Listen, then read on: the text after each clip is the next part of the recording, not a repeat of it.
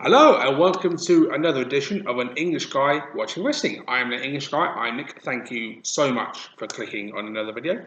And for the first time ever, we're going to be reviewing a brand new show that has come from All Elite Wrestling, and it's called AEW Dark Elevation. Now, this is something that is on their YouTube channel for completely free, so you can always watch it every single Monday.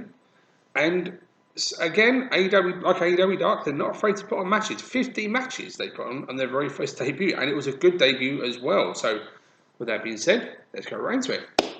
Opening match was between Dani, Limelight, and Jungle Boy, and as opening matches go for a brand new show for AEW, this was an outstanding match, to be honest. I loved the exchanges between these two, and when you've got these two guys in the ring, like Dani Limo, who's superb, against Jungle Boy, who is probably one of AEW's best all-rounders, you're going to get a great match. And this was an outstanding match. I loved it. And genuinely thought that this was a really good back-and-forth matchup. And I was really thinking maybe Dani Limo was going to get the win. He's had a bit of good fortune in AEW, but Jungle Boy picked up the win in a very, very, very good opener. And again, I've said it before on previous reviews, I wouldn't mind seeing two guys like this go out again. I've never seen these guys in a singles match before, and wouldn't be against it again, that's for sure. But this was really, really, really good stuff. So definite thumbs up to Jungle Boy and Dani Limelight to kicking it off the right way. The next match was a tag team match. It was Kip Sabian and Miro versus Baron Black and Rory Morales. Now, I love Kip Sabian, Miro, and Penelope Ford, and I'm not going to go too much into it, but they've had some harsh words said against them recently, and unwarranted, I'll say that, and I'm going to say it on video, Kip, Miro, Penelope, I stand by you, keep up the great work. And they've been doing that in AEW recently. They've a very unique trio, shall we say. Obviously, Penelope Ford is married to Kip Sabian now, and Miro is doing what he's always done, and be brute when he wants to be. And you've seen that more in AEW of him, and I like it. Even though it was mostly Kip Sabian in this match, Miro could be the brute if he wants to be. And after Kip's injury, it is great to see him back again, more and more often. So again, I should say. I missed out in the hands in those words. But against a team, I really like Baron Black and Rory Morales, who are both guys who I actually rate. I think they're very good. And it's great to see them get more opportunities. I don't think I've ever seen them in a tag team before. I might be wrong about that. But if they continue tagging, that's great. And this was a great match from Kip. Even despite the fact he has got a bit of a shoulder issue right now, this was really good stuff. And I enjoyed this match, to be fair. And it's great to see Kip and Miro getting the momentum they're trying to get together as a tag team. It's working, and it's going to keep on going and going, and hopefully it's going to keep on rising upwards. So thumbs up to all four men for that. Definitely thumbs up to Kip Sabian, Miro, and Penelope Ford for obvious reasons.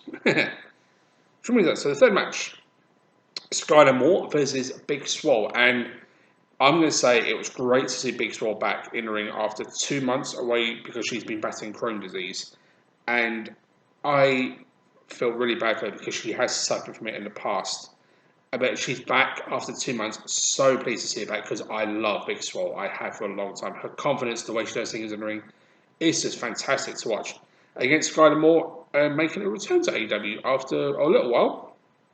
But this was a cool match, to be fair. And Skyler Moore didn't get as much offenses in as I anticipated. But Big Swole, I think it was the right thing for her to do to have this kind of return, despite the fact she's been away for a while for unfortunate reasons, I should say. But Big Swole, I think she is the heart. When she wants to be, she's the heart of the AEW Women's Division. She's the one that can lead the charge. Even though Britt Baker is kind of like the most, I think, recognisable star at this point in the Women's Division, I think that Big Swole is the heart, and I love Swole. And not to say other women in that division don't do a great job, because they do.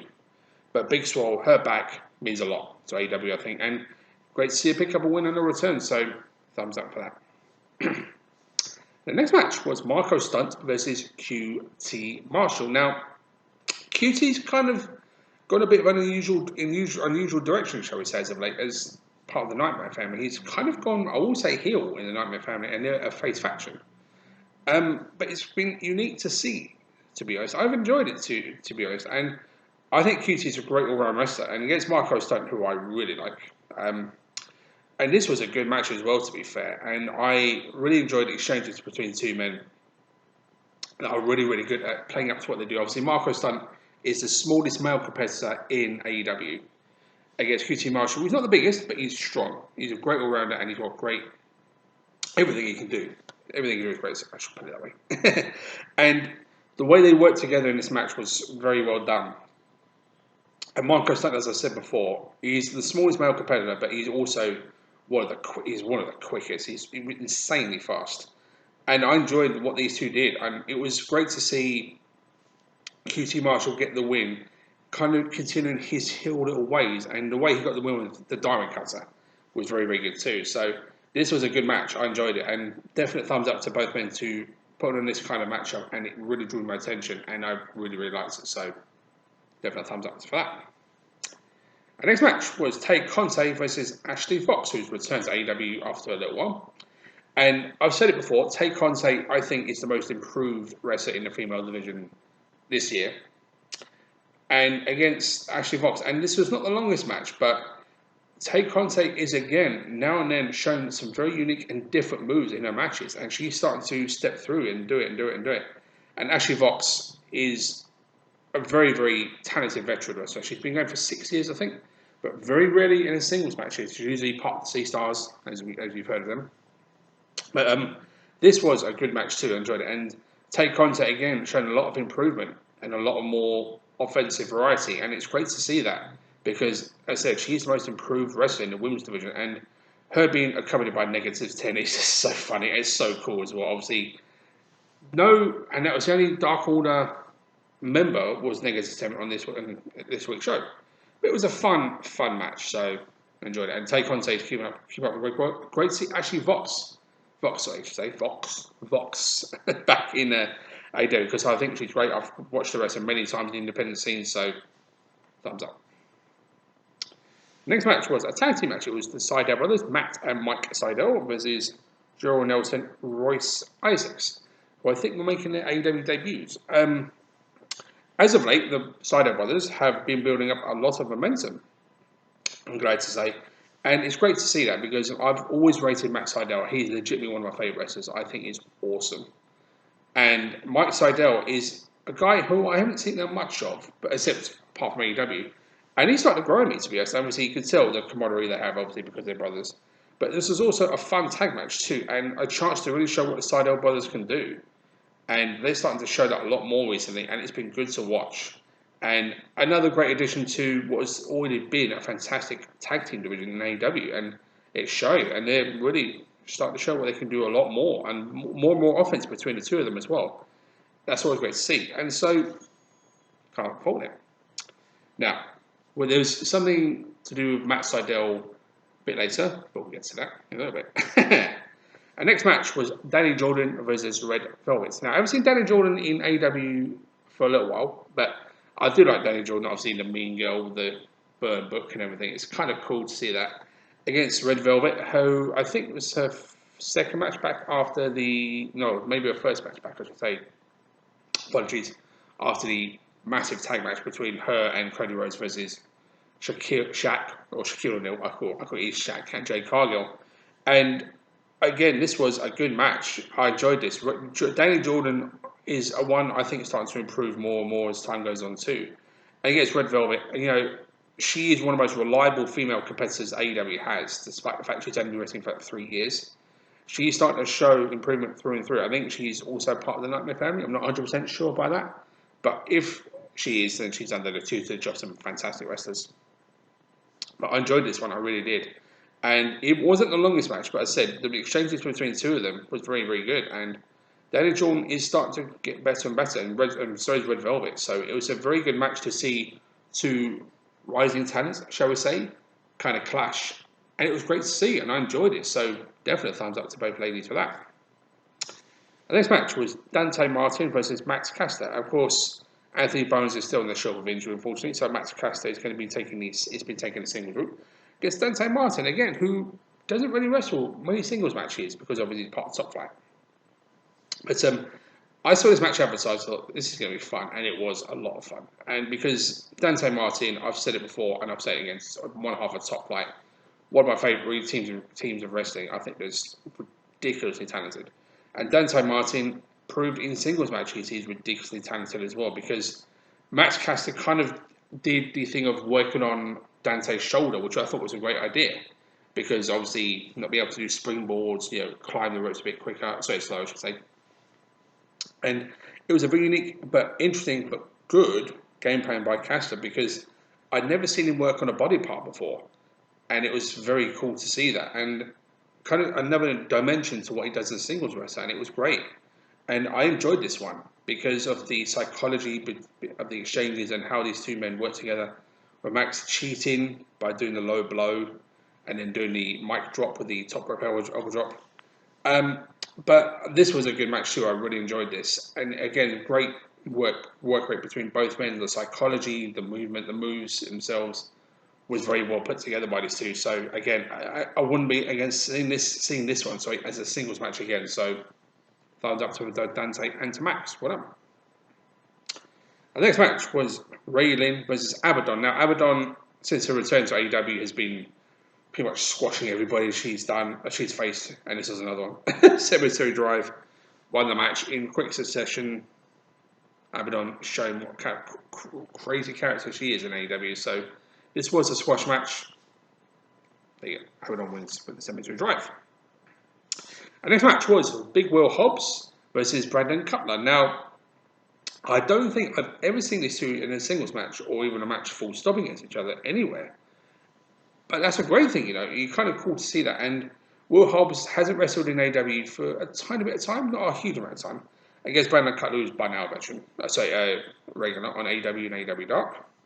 It was not the longest match either, but Will Hobbs did pick up the win. And Brandon Cutler is a great all-round wrestler. He's very, very good at everything he does. But Will Hobbs he's called Powerhouse Hobbs for a very good reason. He's built like a tank. And he showed it in this one, to be honest. Lots of unique power moves, and he did win the match in fairly quick succession. So I think it was great to see Will Hobbs return and get a win, even though I was half expecting Brandon to maybe put out a win here. But Will Hobbs winning was the right call, I think, despite the fact that Team Taz have not had the best of luck as after Revolution. We're losing the match against Sting and Darby Allin. But this was a fun match. Enjoyed it. Thumbs up. The next match was Diamante versus Leda Gray. Now, before we get into this match a bit more, I didn't realise that Leda Gray has only been wrestling for about 5 months, if you can believe that. Making her second only ever appearance in AEW. But again, what she's doing so far, you wouldn't think she's only been wrestling 5 months. She does everything very, very well. So that's good to see that. Thumbs up halfway through the review for this match. Against Diamante, who is getting more singles matches because I think I'm not sure she's injured or not, but Diamante is getting more singles matches and she's starting to show what she can do. And I have always liked Diamante from her days of Impact Wrestling, or TNA as thing called. And she's starting to get a lot more momentum after getting the win in this match. And Diamante is really starting to grow me. As a female wrestler. I've always liked her, but she's really starting to grow me more and more. And either she's part of a tag team or singles matches, she's doing a great job, and she's winning a lot more. So, could she be knife here, Hikaru Shida? I mean, I wouldn't mind seeing Diamante versus Hikaru Shida one day at all. That'd be a lot of fun. So, Diamante picking up the win in a fairly, not the shortest match, but it's a fun match to be fair. And Leda Gray, despite the fact she's only been wrestling for a very, very short amount of time, is doing a great job. So, therefore, the thumbs up to both ladies for this one. The next match was a 10-man tag match. It was the Butcher and the Blade, Private Party. Oh no, tell a lie. It was an 8-man tag match, my apologies. Private Party and Butcher and the Blade versus Dean Alexander, Carly Bravo, Brooke Aldridge, and David Ali. Now, some of the other team that Butcher and the Blade and Private Party were facing making their debuts. And of course, Butcher and the Blade has recently signed to Matt Hardy's faction. I'm not sure if he actually has a name. I think it's Matt Hardy Promotions, but I'm not 100% sure now, so I'm not going to say it's a fact. But what I kind of really enjoy is the fact is that the Private Party are quite lively, shall we say. Called Private Party. Also got that party, shall we say, demeanour about them. And I love it, man. Even though it's a heels, it's still there. And the Butcher and the Blade are the complete opposite. They don't say much. They just sit there and look mean. And so does the Buddy. And it just makes it so entertaining to see two completely opposite teams part of the same faction and even tagging together. But of course, when in the ring, they do what they do. The Butcher and Blade, that's be hard hitting, mean, but very good tag team. I do like the Butcher and Blade, and of course, Private Party. I've said it before, are one of the best tag teams in the world. I think they're awesome. Even as heels, they're really, really good. And I think it was the first, actually, it was the first ever match they've ever had as a faction. So it's kind of interesting to see how it's going to continue onwards. And it wasn't the longest match, but it was a fun little match, 8-man tag match. Butcher and Blade and Private Party get the win. So there you go. Which brings us to the next match. Michael Nakazawa versus Matt Seidel. Now, Matt Seidel wrestled here because basically earlier in the evening, after the Seidel brothers won their match, there was an interview going on with Mike and Matt saying they're building up momentum, which they were, obviously. And then Kenny Omega came in and says, this should be about me, because obviously his recent actions. And basically he said to Matt Seidel, if you can beat Michael Nakazawa, you can face me in the match. If you can beat me in that match, I'll give you a shot at the AEW World title. And I thought, interesting. So Matt Seidel came out and obviously facing Michael Nakazawa, still wearing his headset. Michael Nakazawa, still carrying his MacBook and dressed in AEW attire, like AEW polo shirt and trousers that weren't AEW, but not dressed in wrestling gear at all. So it's kind of interesting to see that. And basically, Matt Seidel won this one, and Michael Nakazawa is entertaining as he can possibly get. I haven't seen him wrestle for a long time in AEW, but it's great to see him back. But he's entertaining as he could possibly get. And I've watched him for years, and I really like Michael Nakazawa. He's really funny. And basically, Matt Seidel won the match. But as soon as that match finished, Kenny Omega came out, picked up the MacBook, and hit him before the bell could ring. And right there and then, Kenny decided to face Matt Seidel in a match. And of course, Matt couldn't defend himself, despite the fact he's been for 2 matches for the night already. But I would say is Matt Seidel is a wrestling machine. He can wrestle anyone, anytime. But basically, Kenny Omega incapacitated with the MacBook repeatedly, hit him with a hard V trigger, hit the One-Winged Angel for the win. And I thought, okay, that's what Kenny's doing as of late. He's being a despicable, cleaner heel. But Kenny Omega is my favourite, so it didn't bother me one bit. But that led to Tony Khan coming out, which is something you don't see very often in AEW.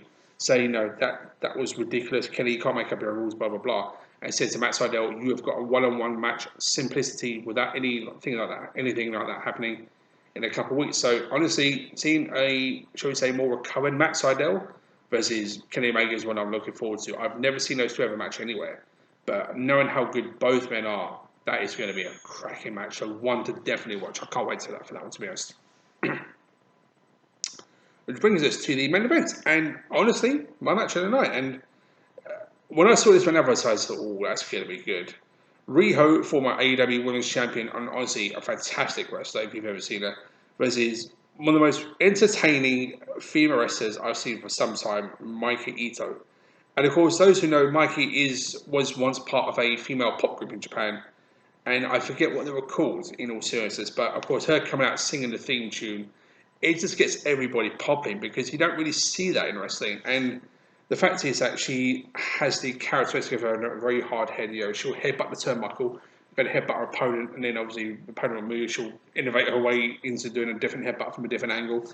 And it's quite entertaining, to be honest. But I will say this was, despite the fact of Miki's very unique ideas of what she does in wrestling, she's a wrestler too. She can go, and so could Riho. And this was a cracking match, in all seriousness. I really enjoyed the exchanges between these two, and I've never seen these two have a match anywhere before. I'm not sure if they've faced each other in Japan before, to be completely honest. But as I said, the more the Japanese side of women wrestling is coming to AEW, and this is again was proof of it. And it's great to see Spurs because Japanese women's wrestling is fantastic stuff to watch. I watch Stardom a lot. I think it's great. Seeing the Joshi girls like Mikey come in and do a great job against Riho, the first ever AEW Women's Champion, you're going to get a good match, and you did here. Despite her very unique and strange ideas, Mikey Ito is as popular, so it's a very unique and funny but she can wrestle too. And so Riho can. If you've ever seen Riho wrestle before, you know. Yeah, she's only just I think 98 pounds overall, but don't let it fool you. She can go, really go. And this was a great match between both women, and I enjoyed the exchanges. I enjoyed what these two did, and I thought it made up to a very good main event. And I think it's great to see this, and I wouldn't mind seeing more of this in AEW, even though we've seen some of it this year already. I want to see more of it. So, thumbs up to both ladies putting a cracking main event. And that wraps up for the review for the very first ever AEW Dark Elevation. And hopefully, next week we continue with some really good stuff. So, thumbs up to AEW to their debut. And also, always says to Paul White, making his, I think, colour commentary debut. I'm not 100% sure if he's ever done it elsewhere, but I know it's his first time ever in AEW. Him and Tony Schiavone just clicked together. It was entertaining to watch. So, thumbs up to both those guys. And with that being said, that's it for this review. Thank you so much for watching. I do appreciate it. I will see everybody next time. But until that time, take care.